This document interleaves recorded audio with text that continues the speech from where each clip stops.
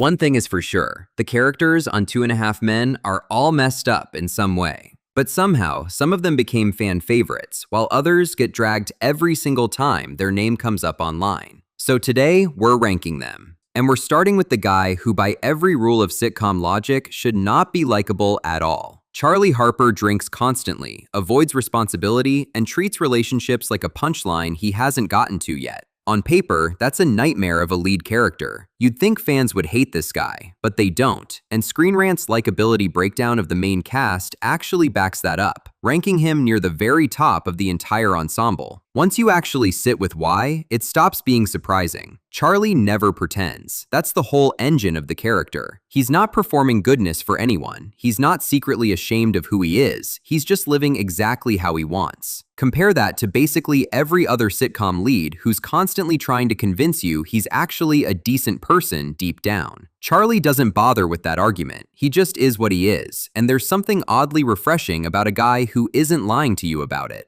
That's the whole thesis of the character. He knows exactly what he is, and he's fine with it. And somehow that self-awareness is what makes him bearable instead of pathetic. But here's the part people forget when they write him off as just a degenerate with a piano. Underneath the drinking and the parade of one-night stands, Charlie's actually a good guy, and the show proves it constantly. He lets his brother Alan move in rent-free the second Alan has nowhere else to go. He becomes the cool Uncle Jake actually wants to be around, and he hides all of it behind sarcasm, because caring out loud just isn't a language Charlie speaks fluently. There's even a quiet moment with Jake where Charlie admits it's okay to feel sad about his parents splitting up, right after telling the kid his dad's not sad either, he's just trying to protect him. That's Charlie stepping in as a father figure. And then in the later seasons, something genuinely shifts. This guy who built his entire identity on never committing to anything longer than a weekend starts inching toward real marriage. He gets closer than anyone expected. And the reason he backs out isn't fear of commitment this time. It's Alan. He doesn't want to kick his brother out of the house to make room for a wife, which, if you think about it, is wild. The freeloader Charlie's been enabling for years is the reason he walks away from his own shot at settling down. That genuinely shows us who Charlie actually is once you strip away the suits and the scotch. He protects the people in his life even when it costs him. Charlie works because he never fully changes. You just get to see a little more of what was underneath the jokes the whole time. And by the end, that's more than enough to make him the most loved guy on the show. Now here's a fun one, because Berta wasn't even supposed to stick around. She was written as basically a 2-episode role, gone the second Alan and Jake moved into the house and the plot didn't need her anymore. But fans loved her energy so much, the writers just kept extending her, and what started as a placeholder character turned into one of the most iconic people on the entire show. Here's the thing about Berta though, she earns every bit of that love by refusing to be sweet. She's not the warm, nurturing housekeeper archetype you'd expect. I don't know what kind of sick, twisted party you had in your bedroom the last couple of days, but I sure as hell ain't cleaning it up. She barely does her actual job half the time, and she's got zero patience for the mess Charlie and Alan create around her. Collider's ranking of the show's funniest characters even points out she's one of the only people who can put Evelyn in her place, which, if you know Evelyn, is basically a superpower. She doesn't sugarcoat a single thing she says to anyone, to even Charlie, and that unbothered energy is exactly what makes her funnier than characters. And it reads as iconic instead of alarming because Berta's earned that kind of audacity through pure consistency. Fans didn't fall for Berta because she was likable in the traditional sense. They fell for her because she never once asked to be liked. And that confidence, paired with some of the sharpest one-liners on the show, is exactly why a character who was supposed to disappear after 2 episodes ended up being irreplaceable. This next one might genuinely surprise you. Evelyn is cold, materialistic, and constantly, openly disappointed in both her sons. By every reasonable measure, this woman should be the most hated person in the entire family, and Screen Rant's official likability ranking of the main cast agrees, putting her dead last, the hardest character on the whole show to warm up to. She raised Charlie into someone incapable of forming a real connection with any woman, and she raised Alan into a desperate people-pleaser who clings to the first person that shows him any affection. That's not a small parenting failure. That's the root cause of basically every dysfunction both her sons carry into adulthood. But here's where it gets interesting, because plenty of fan discussion outside of that one official ranking pushes back on that placement entirely, arguing Alan's slow descent into something worse actually earns more resentment by the finale than Evelyn's consistent static coldness ever does. It's not that Evelyn's redeemed by comparison, it's that she never pretends to be anything other than exactly what she is. So why does that happen? Because Evelyn owns exactly who she is, completely, without flinching. She's not hiding behind some softer, nicer version of herself for anyone's comfort, and she's definitely not asking for anyone's forgiveness.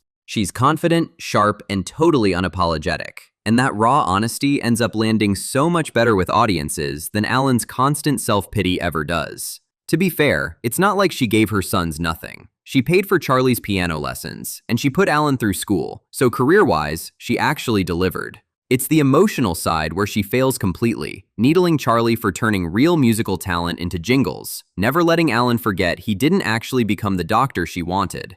Her scenes are also short and cutting, in and out, which means the show never gives her enough runway to wear out her welcome the way a character with more screen time might. It's a strange case of a genuinely worse person earning more goodwill than a more sympathetic one, purely because she refuses to ever ask for pity.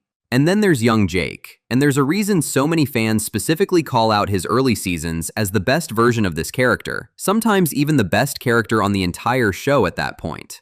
From the moment he steps into the pilot, he's got this instant charm that doesn't rely on writing tricks or clever dialogue.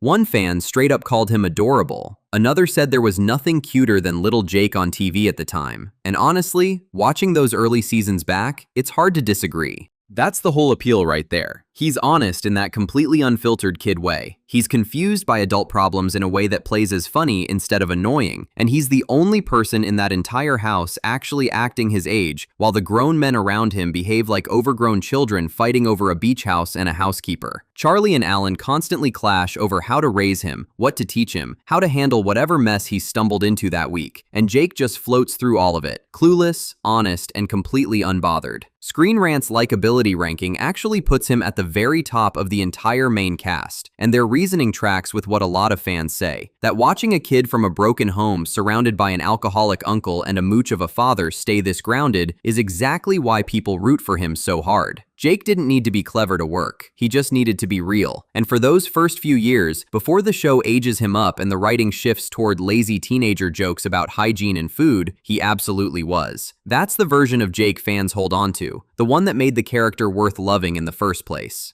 On the other side, Judith's entire arc after the divorce is one long campaign to make Alan's life as difficult as humanly possible, needling Alan about the life he's lost since she threw him out, and even the life she's lost by her being married to Alan. But here's the part that really seals it, the part that makes her genuinely one of the most infuriating characters on television. It's the hypocrisy layered underneath all of it. She never once takes accountability for the marriage falling apart. Not once. She frames Alan as the sole reason everything collapsed, conveniently leaving herself out of that equation entirely. And then there's the part where she keeps interfering in his life long after the divorce is finalized, not out of any leftover concern for his well-being, but out of straight-up jealousy. Did you fix it? Not quite. Doesn't seem like you're changing anything. Well, sometimes change happens, Judith, and you can't see it.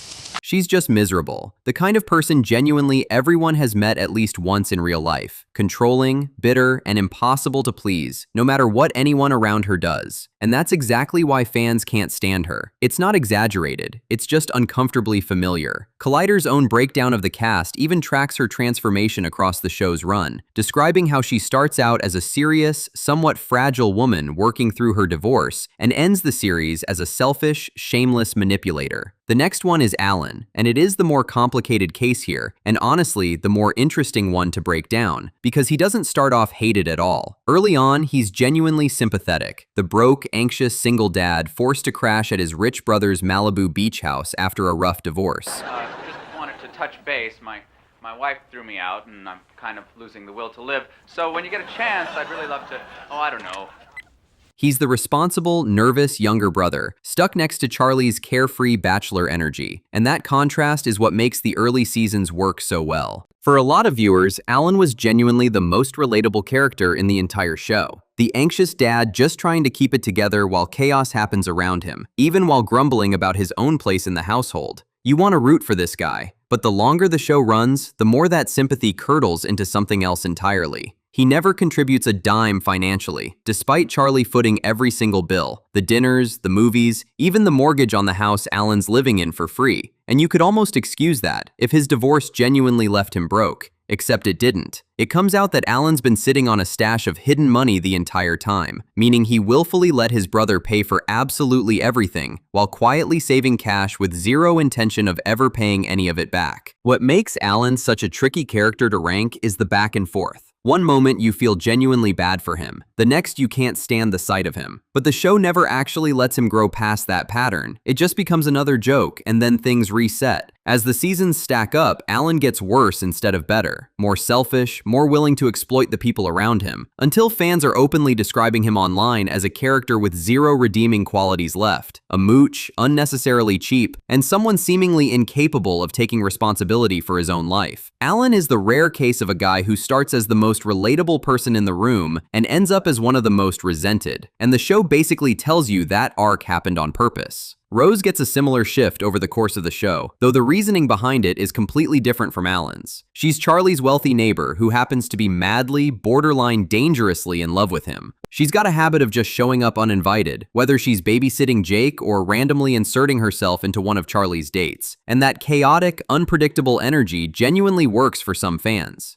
That's Rose's whole defense for letting herself into Charlie's house whenever she wants. In small doses early on, it's fun. It's unpredictable. It adds a kind of controlled chaos the show doesn't get from anywhere else. But the problem is, the show leans on the exact same joke about her being a stalker for years and years without ever developing her past it. She's obviously not a good person. The writing knows that, we know that, and yet the show just keeps reminding us over and over like it's new information every time. Fans who found her genuinely funny in the early seasons describe getting flat out worn down by the repetition eventually, to the point where a fair number of them openly say her scenes drag episodes down rather than add anything to them at all, more filler than material by the later seasons. Let me know in the comments who you'd swap in or out of this list. Is Jake's teenage era actually worse than Rose? Should Judith really be number one? Drop your list below, and if you made it this far, do me a favor and hit subscribe. There's a lot more where this came from.